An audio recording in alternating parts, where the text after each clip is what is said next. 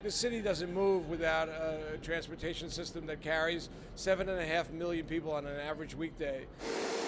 No other city in the nation relies more on mass transit than New York. In favor. Aye. Wednesday, the Mass Transit Authority approved a budget that not only cuts a number of bus and subway lines, but also leaves around 500,000 public school kids without a free ride to class. They should not take away the free passes. The students need them. It's recession and parents are strapped as it is. I think it's terrible what they're doing. The MTA has been struggling to fill a $383 million budget gap.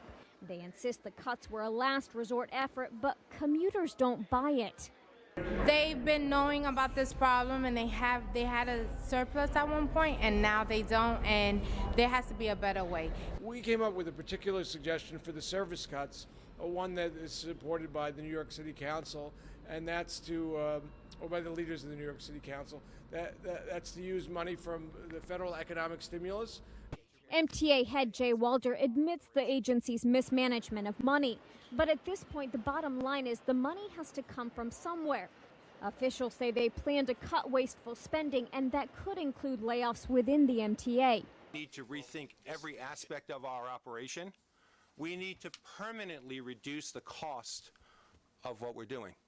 In short, we need to take the place apart. But that's little comfort for students and outraged parents that may soon be forced to pay their way to school.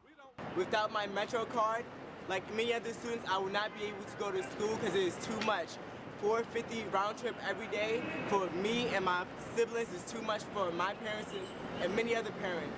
Although the budget's been approved, this is still far from over. There are still months of public hearings ahead of us, and the plan could still be amended. The service cuts would take effect in the middle of 2010.